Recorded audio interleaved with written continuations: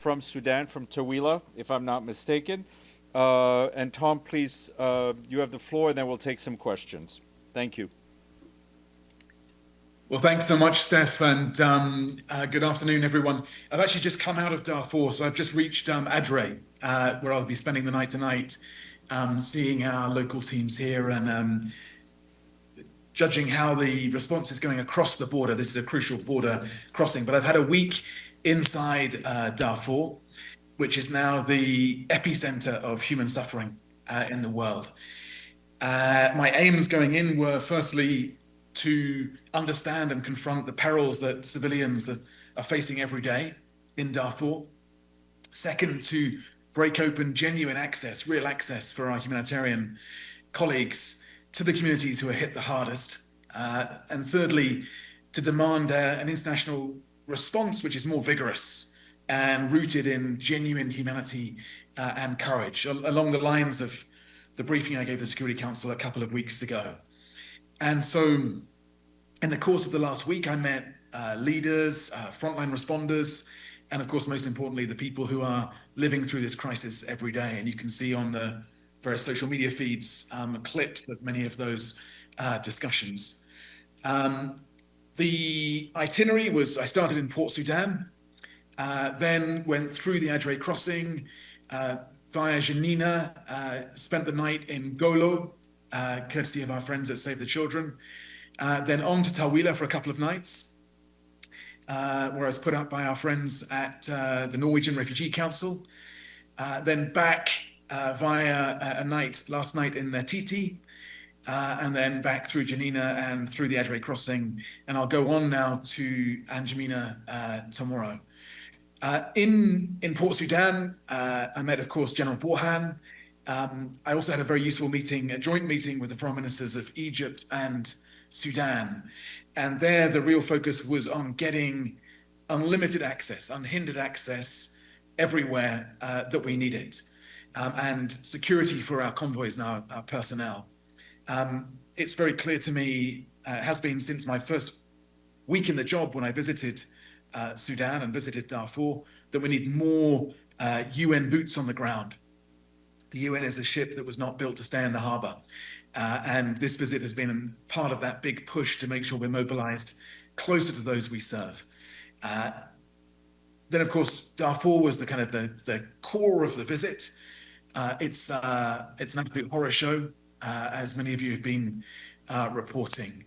El Fasher, based on the testimonies I heard from many survivors, is basically a crime scene right now.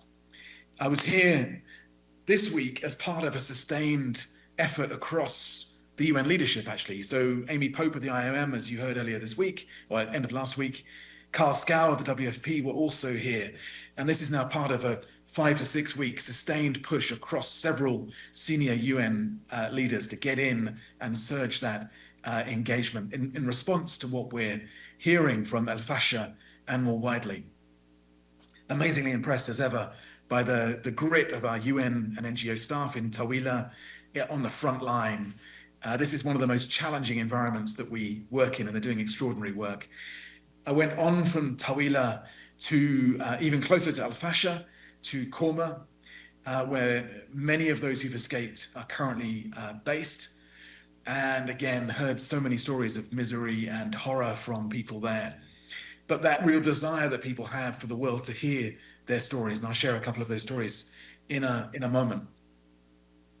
You know, it's striking when you meet our teams across Sudan, how many of them themselves are internally displaced people and who have lost loved ones. I did an all-staff meeting online as I drove up the road through Janina, and one of my colleagues, now based in Khartoum, but originally from El Fasher, said that having not seen his aunt for a year and a half, he saw her in the background of one of my videos yesterday, and it was confirmation that she was alive. So our staff are also survivors of this conflict. In Korma, as you may have seen, I also met with the RSF representatives. It was a tough discussion. I set out unequivocally that we will be expecting protection for civilians, that we will be insisting, not asking for accountability, and insisting, again, not asking for safe passage for civilians to get out and for our convoys and aid to get in. The deliberate attacks on civilians, and I heard so many stories of these, must stop, and we want those who commit these crimes to face justice. Of course, we're not just dealing with Darfur.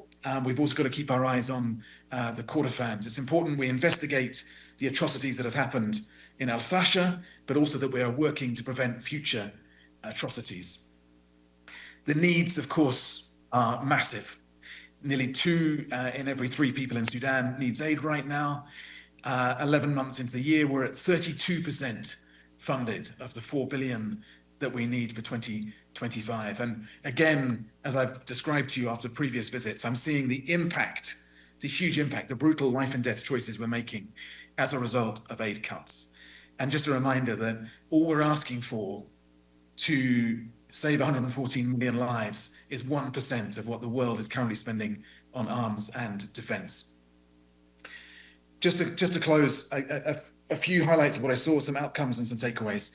1/3 of the people arriving in Al Fasher are malnourished. 15% of children under the age of 5 are suffering the deadliest form of malnutrition.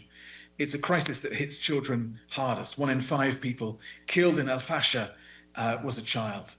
And I met so many kids who are carrying their younger siblings to safety, strangers picking up babies on the road when the parents of those children are killed. I met one woman in one of the clinics that we're supporting who had seen her own husband killed in front of her and had escaped, and her neighbor, and had escaped with the malnourished child of her neighbor, had to make that perilous walk to Tawila, going through so many checkpoints where people are being fleeced. They're having everything taken from them.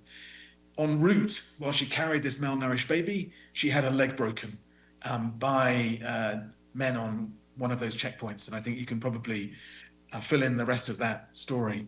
A horror show, absolute horror show. Countless stories like that. It's a sexual violence epidemic, as you know. And our healthcare partners are reporting that they're getting up to 250 people arriving daily with gunshot and torture wounds.